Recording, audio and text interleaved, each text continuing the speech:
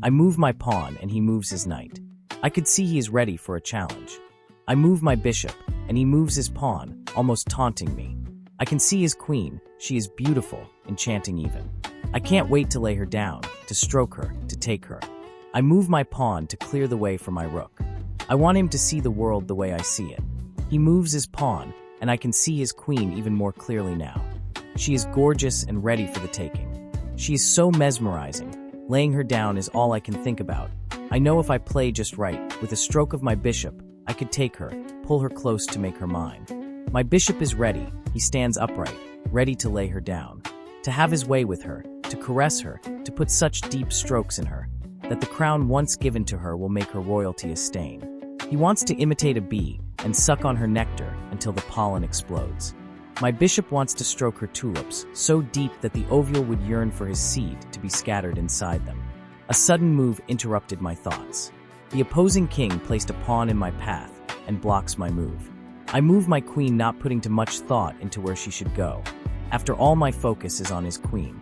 I know my queen is majestic and even more beautiful than his. But why can't I have them both? I must have them both. After all, I am a king. Or maybe I will just watch the queens play together. Watch one lay the other down and dominate her, possess her. My thoughts are wild, and my bishop is prompting me to make my next move. I hear him and quickly regain my composure.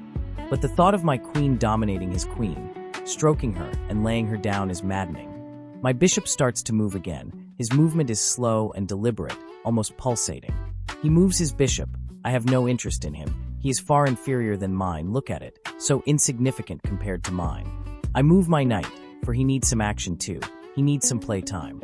His queen steps out from behind the curtain of pawns that hid her like a silhouette in the shadows. My queen goes to toy with her, to stroke her ego. Out of nowhere, his inferior bishop takes my glorious queen. At first, he toys with her, whispering seductively. I am infuriated. I watched as he strokes her desires and speaks to her mind. I watched as he dominates her, laying her down gently. His bishop touches her, caresses her. I could see that her body is responding to his every touch, his every kiss, his every stroke. He looked at her with eyes that undressed and devoured her very soul, her very being. Her removed he crown as though it were sexy negligee and tossed it aside. My crown, my queen, he had taken her. The bishop pressed his ridges against my queen. My heart sank. He took her slowly, every stroke more deliberate than the other. I heard her moan, and my head spun like a spider's web. I felt like a trapped prey. I could not turn away.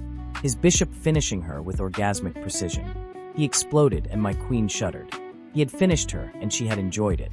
My own bishop grew limp at the sight and retreated into the darkness.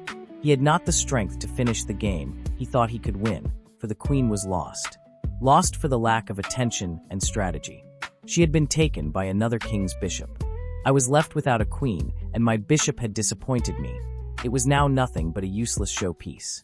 What should I do? A king without a queen. I have no queen. I have no queen.